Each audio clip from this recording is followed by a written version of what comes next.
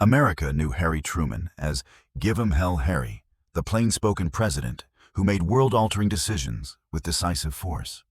But the world forgot the firestorm ignited when his only daughter dared to seek her own spotlight, prompting a famously furious presidential outburst that became a national scandal and threatened to define her entire life. What truly became of the aspiring soprano turned to best-selling author, the first daughter, who spent decades navigating the immense shadow and the fierce protection of the man from Independence Welcome. You clicked on this video because you remember the president, but the often overlooked human drama lies in the life of the daughter who grew up alongside that immense power. In this exhaustive, deeply researched documentary, we will tell the complete, multi-layered, and largely untold story of Mary Margaret Truman Daniel, the only child of Harry and Bess Truman. We will explore her unique upbringing under the shadow of momentous historical events, her ambitious, controversial, and ultimately short-lived career as a professional singer, her remarkable reinvention and decades-long success as a best-selling author of mystery novels and presidential biographies, and her lifelong role as the devoted daughter and guardian of the Truman legacy. To bring you this incredible, nuanced story, we have gone far beyond the headlines of the singing controversy.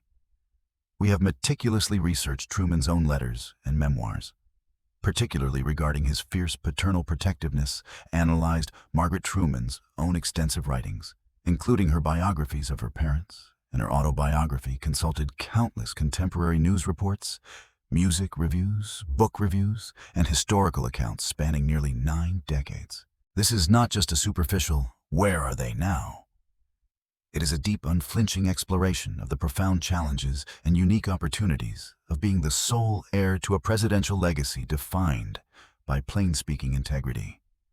It's a story about ambition, public scrutiny, reinvention, filial devotion, and the quiet resilience of a woman who carved her own significant path despite the weight of her father's world.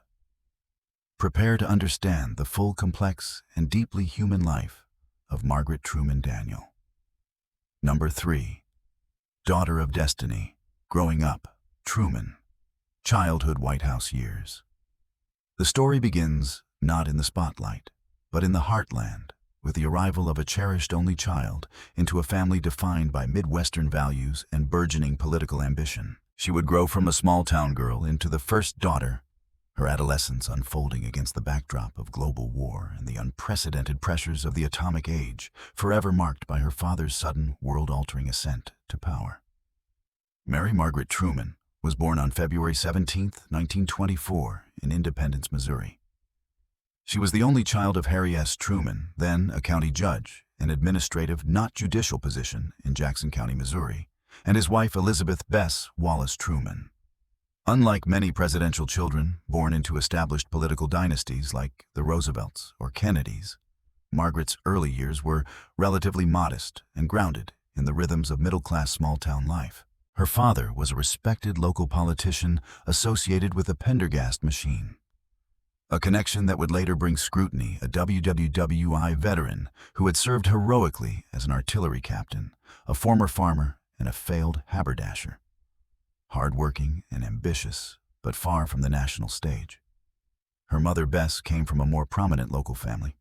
The Wallaces were one of Independence's leading families and was intensely private, focused on creating a stable, secure home life for her daughter, often preferring the familiar comforts of independence to the political whirl.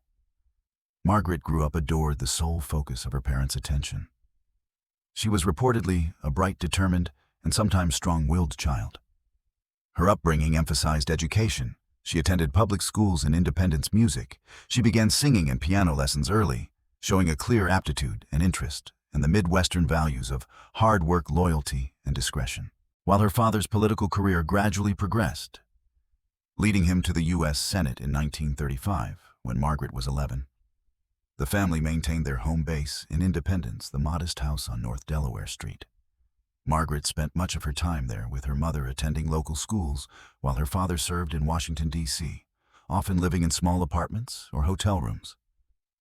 This geographical separation became a recurring pattern, fostering a particularly close bond between mother and daughter. while perhaps creating a different dynamic with her often absent father, mediated through frequent, affectionate letters and phone calls. The trajectory of Margaret's life shifted dramatically in 1944. Her father, Senator Truman, known for his diligent work heading the Senate Special Committee to investigate the National Defense Program. The Truman Committee was unexpectedly chosen by Franklin D. Roosevelt to be his vice presidential running mate, replacing the more controversial Henry Wallace. FDR's victory secured Truman the vice presidency, and suddenly Margaret, then a 20-year-old college student at George Washington University in D.C., where she had moved to be closer to her father, was the daughter of the vice president. The level of public attention increased significantly, a prelude to the seismic shift to come. That shift occurred with shocking suddenness on April 12, 1945. President Franklin D. Roosevelt died of a massive cerebral hemorrhage. Vice President Harry S. Truman was abruptly sworn in as the 33rd President of the United States. Margaret Truman, just 21 years old, became the first daughter literally overnight. She was thrust into the blinding glare of the national and international spotlight at one of the most critical junctures in world history. Her father, a man few considered presidential material just months before, was now responsible for ending World War II, including making the decision to use the atomic bomb on Hiroshima and Nagasaki, navigating the complex post-war peace negotiations, confronting the dawn of the Cold War with the Soviet Union, and leading the free world. Margaret's life in the White House, 1945 to 1953, was a unique experience. Unlike younger presidential children, she was already an adult, completing her university education, graduating from George Washington University with a Bachelor of Arts in History and beginning to contemplate her own future. She served as an official hostess when her mother Bess, who famously disliked the social demands and lack of privacy of Washington, preferred to stay in the background or return to independence. Margaret accompanied her father on trips christened ships, including the battleship USS Missouri, where the Japanese surrender was signed, attended state dinners, and became a popular figure in her own right. Admired for her poised intelligence and down-to-earth Midwestern charm, often seen as a refreshing contrast to the more aristocratic Roosevelts who preceded them. However, she also chafed under the intense scrutiny and the constant presence of the Secret Service. She fiercely guarded her privacy and that of her parents. She developed a reputation for being intelligent, well-spoken, and possessing a strong will, much like her father. She was not afraid to voice her opinions.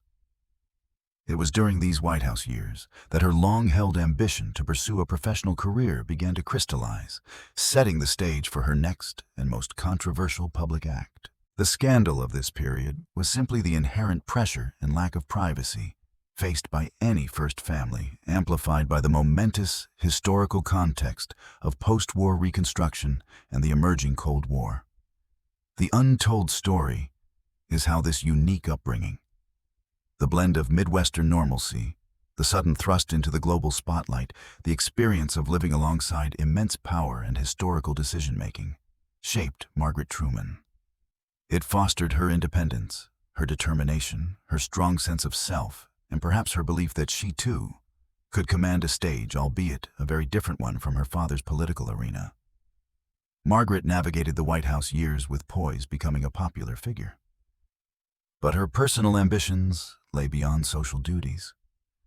She harbored a dream nurtured since childhood, a desire to step onto the concert stage herself.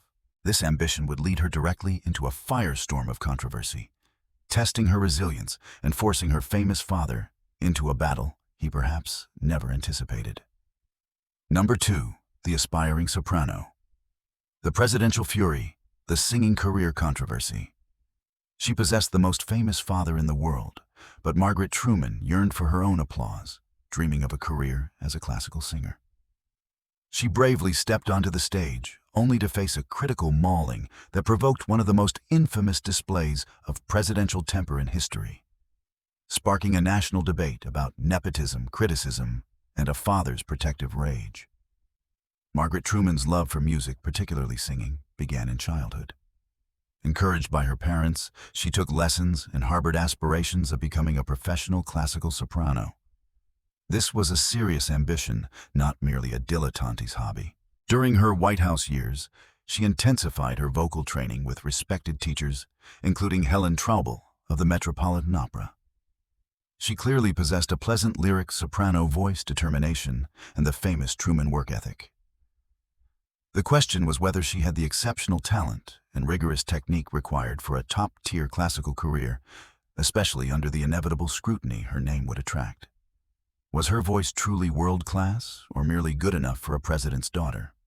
In 1947, while her father was president, Margaret made her professional concert debut, singing with the Detroit Symphony Orchestra on a nationwide radio broadcast. The performance received generally polite, if not overly enthusiastic reviews. She continued to perform, appearing with orchestras on popular television variety shows, like Ed Sullivan's Toast of the Town and Jimmy Durante's program, and giving recitals across the country over the next few years. Her concerts often drew large crowds, fueled undoubtedly by curiosity about the president's daughter. But reviews remained mixed. Some critics praised her charm, sincerity, and musicality, while others noted technical limitations, particularly regarding pitch control, vocal power, and consistency. Common challenges for any developing singer, but magnified immensely under her unique spotlight. The simmering debate about her talent versus her opportunity boiled over in December 1950. Margaret gave a song recital at Constitution Hall in Washington, D.C., a prestigious venue. In the audience was Paul Hume, the respected and often feared music critic for the Washington Post. His review, published the following day, was scathing. While acknowledging her pleasant stage presence, Miss Truman is a unique American phenomenon, Hume delivered a brutal assessment of her vocal abilities, writing phrases such as, "She has a pleasant voice of little size and fair quality, cannot sing very well, is flat a good deal of the time, communicates almost nothing of the emotional warmth. The faults of previous seasons are still present, has not improved, still without definition, was flat." He concluded, summarizing her lack of progress, that she was as singularly unprepared as she was in previous performances, in realizing the requirements of concert singing. It was a devastating public critique. President Harry S. Truman, famously devoted to his daughter and fiercely protective, read the review the next morning. His reaction was volcanic. On White House stationery, he dashed off a furious, handwritten letter directly to Paul Hume. The letter, penned in the heat of paternal rage, became instantly infamous. "Mr. Hume, I've just read your lousy review of Margaret's concert. I've come to the conclusion that you are an 8-ulcer man on 4-ulcer pay. It seems to me that you are a frustrated old man who wishes he could have been successful. When you write such poppycock as was in the back section of the paper you work for, it shows conclusively that you're off the beam, and at least 4 of your ulcers are at work. Someday I hope to meet you. When that happens, you'll need a new nose, a lot of beefsteak for black eyes, and perhaps a supporter below Westbrook Pegler, a notoriously harsh columnist. A gutter snipe is a gentleman alongside you. I hope you'll accept that statement as a worse insult than a reflection on your ancestry." He signed it simply HST. Somehow the letter became public. Accounts differ on whether Hume himself released it or if it leaked from the Post's mailroom. The reaction was immediate and explosive. It became a national sensation, debated endlessly in newspapers, on radio, and in households across America.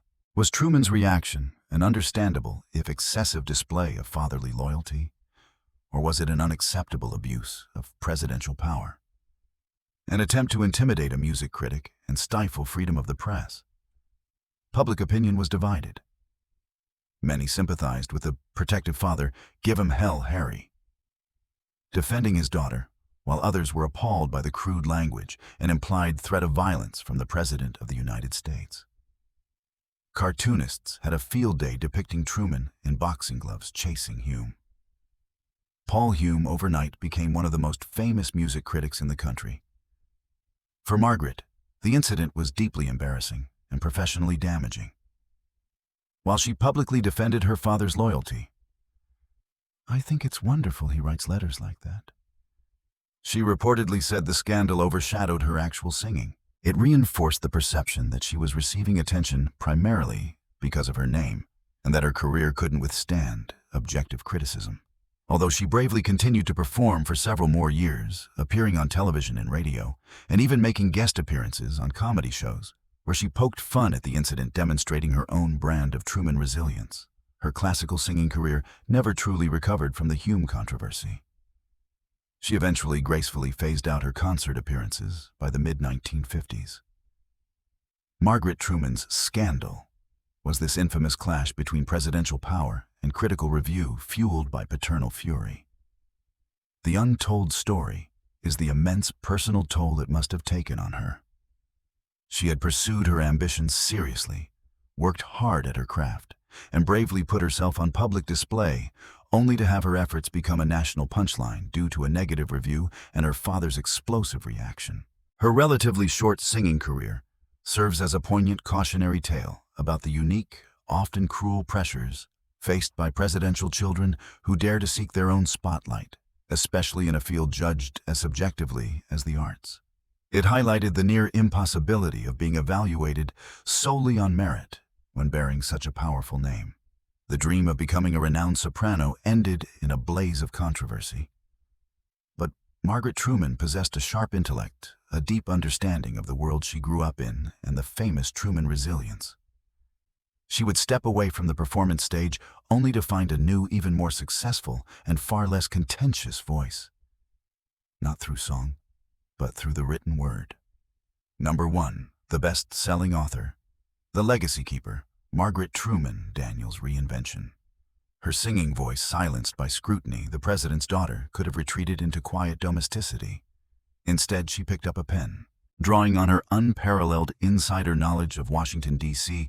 and her deep connection to history, she reinvented herself as a prolific best-selling author, finding decades of success and finally defining herself entirely on her own terms. After phasing out her singing career, Margaret Truman embarked on a new chapter. In 1956, she married E. Clifton Daniel, Jr., a distinguished journalist who was then the foreign correspondent for the New York Times based in London, and would later rise to become the newspaper's managing editor. Their marriage proved to be a long and successful partnership, lasting until his death in 2000. Moving away from Washington, D.C. and settling primarily in New York City allowed Margaret a greater degree of anonymity and personal freedom than she had previously known. Together, they raised 4 sons. Clifton Truman Daniel, born 1957, William Wallace Daniel, 1959 to 2000, died tragically in a taxi accident. Harrison Gates Daniel, born 1963, and Thomas Washington Daniel, born 1966. She embraced motherhood and the role of a supportive spouse to her busy husband, creating the stable family life she valued, largely away from the political fray. However, her ambition and sharp intellect remained. In the 1950s and 60s, she worked as a broadcast journalist, hosting her own nationally syndicated radio show, Author in the News, co-hosted with Mike Wallace, and appearing on television, often interviewing prominent figures. But her most significant professional reinvention began in the 1970s. Drawing upon her deep understanding of her parents and her unique perspective on American history, she wrote highly successful biographies, Harry S. Truman, 1973, and Bess W. Truman, 1986. These works were praised for their intimate insights and affectionate yet often candid portrayal of the former president and first lady. They became valuable historical resources, offering a daughter's unique perspective on figures often defined solely by their public roles. She also wrote Souvenir Margaret Truman's Own Story, 1956, an early autobiography detailing her White House years and Where the Buck Stops, the personal and private writings of Harry S. Truman, 1989, which she edited. Her greatest commercial success, however, came through an unexpected genre mystery fiction. In 1980, she published Murder in the White House. The novel, set within the familiar corridors of presidential power and drawing plausibly on her insider knowledge of Washington, D.C.'s social and political landscape, including details about White House operations and security, was an instant bestseller. This launched the highly successful Capital Crimes series. Over the next 3 decades, Margaret Truman authored over 20 mystery novels, all set in iconic Washington, D.C. locations. Murder on Capitol Hill, Murder at the Supreme Court, Murder in the Smithsonian, Murder at the Pentagon, Murder on Embassy Row, and so on. While critics sometimes noted the formulaic nature of the plots or suggested the involvement of ghostwriters, a claim often leveled at prolific authors, though never substantiated. In her case, readers devoured the books. They were drawn by the authentic settings, the intriguing blend of crime and politics, and perhaps the allure of the author's famous name attached to thrilling stories. She became a fixture on bestseller lists, achieving a level of sustained popular success as a writer that arguably surpassed her fame as a singer. This career allowed her to engage with the world of Washington, D.C. on her own terms, as a fictional observer and commentator rather than a participant under scrutiny. Beyond her writing, Margaret Truman Daniel remained deeply involved in preserving her parents' legacy. She served for decades on the Board of Trustees for the Harry S. Truman Presidential Library and Museum in Independence, Missouri, playing a crucial role in its development and programming. She was a dedicated guardian of her father's historical reputation, often offering insights, participating in documentaries, and defending his decisions with the same plain-spoken conviction he was known for. In her later years, she lived a relatively quiet life in New York City, focused on her writing, her family, including numerous grandchildren, and her work with the Truman Library. She maintained her dignity and privacy, rarely commenting on contemporary politics, but remaining a respected figure connected to a significant era in American history. Margaret Truman Daniel passed away on January 29, 2008, at the age of 83, following a brief illness. Margaret Truman. Daniel's scandal, apart from the singing controversy, was virtually non-existent in her adult life. The Untold story is her remarkable, successful reinvention. She refused to be defined solely by her famous father or the public embarrassment of her early singing career. She found a new voice, a powerful and commercially successful one, through writing. She skillfully used her unique background and knowledge to build a decades-long career as a best-selling novelist and respected biographer, achieving significant professional success entirely on her own merits.